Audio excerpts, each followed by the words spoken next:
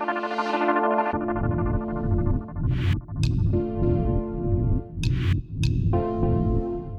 досым, маған экспресс доставкамен 2020 жылғы M1 процессорындағы MacBook Air келді. Бұны алуды мен ұзақ күттім, ендеше ашайық. Сонымен MacBook Air'ымызға распаковка жасаймыз.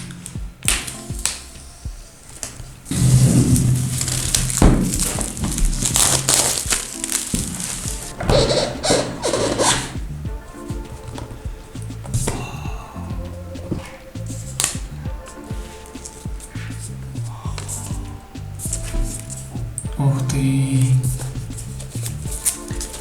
Мінекей достар, әрқайсыларыңызға бұйырсын. MacBook Air жіп-жіңішке, осы кішкентай бола тұра үлкен стационарлы мощный компьютерлердің орнын баса алады. Так, мынау қалай ашылады?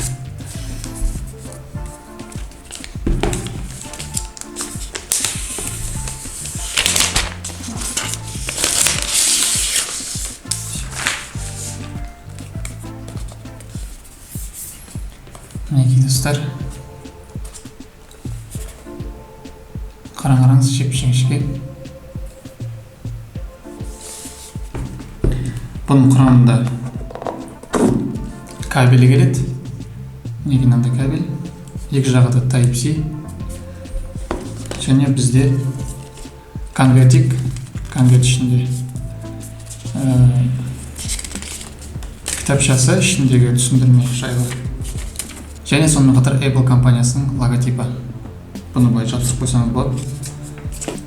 Және де блок питаниесі. Блок питание бізде еуропалық стандартқа сәйкес. Мынандай. Бұған қосымша переходник алу керек болады. Мына жағынан мен Type-C. Достар, мен сатып алған магазинге үлкен алғысымды білдіремін, себебі коробканың ішінен шыққан блок питание европейский стандартқа сәйкес. Вилкасы осындай болатын, және маған магазин коробкадан тыс осындай переходникті салып жіберген болатын. Енді мен ешқандай мынаған переходник сатып алып жүрмей, тікелей осылай розеткаға тығып зарядтайтын боламын. Достар, барлығын ысырып тастап, енді MacBook'ымызды ашуға кірісейік.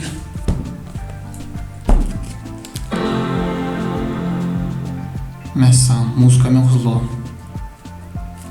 Ал, бисмилля. Күшті. Жіп-жіңішке қараңызшы достар. Жіп-жіңішке болады екен мониторы. Кішкентай балаға берсеңіз, мен бір күнде сындап тастайды ғой. To use English as the main language, press the return key.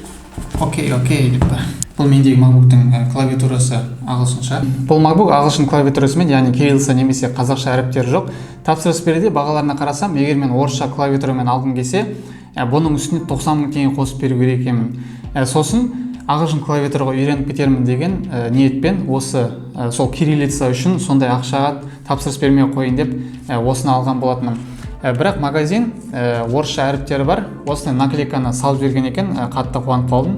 Алдағы уақытта осыны жабыстыратын боламын. Бұл MacBook'тың бұрынғы түрлерінен айырмашылығы M1 процессорында. Яғни Apple компаниясы өз процессорын шығарып, оны M1 деп атаған болатын. Осыған дейін барлық Apple компьютер және ноутбуктарында Intel процессоры тұрған болатын. M1 процессоры Intel және AMD процессорларынан әлде қайда мықты деп жатады. Менде осыған дейін Core i7 ноутбугі және AMD Ryzen 7 стационарлы компьютері болды.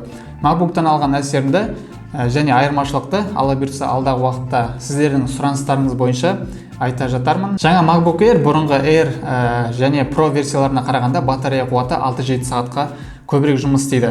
Ал 2020 жылғы Pro версиясы бұл Air-ге қарағанда 200 сағатқа артық жұмыс істейді. Яғни Apple компаниясы заряд қуатының мөлшеріне қатты мән берген екен. MacBook'ке қарағанда бір минусы ол порттарында. Бұнда тек екі Type-C разъем бар, бұларды Thunderbolt деп атайды. Яғни сіз USB флешка салу үшін немесе микрофон және наушник салу үшін переходник алу керек болады.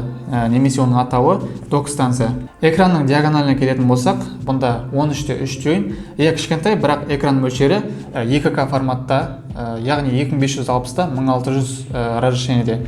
Бұның экраны IPS матрица. Және мендегі MacBook-тың памяті, яғни жады SSD 256 ГБ және оперативті памяті 8 ГБ. Аккумуляторы 49,9 Вт, орташа есеппен 18 сағат жұмыс істейді. Бұл көрсеткіш соңғы шыққан телефон заряд қуатымен бірдей. Бұл жақсы жетістік. Фронталды камерасы 720p, салмағы небәрі 1,2 кг, өте жеңіл. Көбісі сұрау мүмкін, неге ноябрьда шығатын MacBook M1X-ті күтпедім деп. Күткім келді, бірақ көптеген ақпараттарға байланысты жаңадан шығатын MacBook-тардың ішіне көп мүмкіншіліктер енгізіліп жатыр, және ол арзан болмайды деген көптеген сенімді ақпараттарды көрген болатын. Онымен қоса Apple компаниясының кез келген өнімі, мейлі ол iPhone, iPad, MacBook болсын, шыққан кезде тіпті 2 есе қымбат бағасымен сатылады. Бізде Қазақстанда, Америкада өз бағасын сатылса. Әрі сіз жақында шыққан миллион теңгелік iPhone 13-ті алсаңыз, дереу қолданып кете аласыз. Ал MacBook-та олай емес. MacBook-та жаңа процессор болғасын, бұған арналған программаның түрлері дереу шыға қоймайды. Бұл процессорға әр программаның арнайы өзінің версиясына разработка жасап отырады. Мысалға, бұл MacBook-та Adobe программалары Premiere Pro және After Effects дұрыс жасамайды дейді шетел блогерлері. Бұл MacBook ойын үшін арналмаған. Мен өзім жалпы монтаж үшін алдым. Бұл процессорда DaVinci Resolve, Apple-дың өзінің программасы Final Cut жақсы жұмыс істейді дейді. Мен MacBook-ты бірінші рет алып тұрмын. Windows-ға үйренген адамға MacBook-ке көшу қиынға соғады деп жатады. Бұйырғанын көреміз.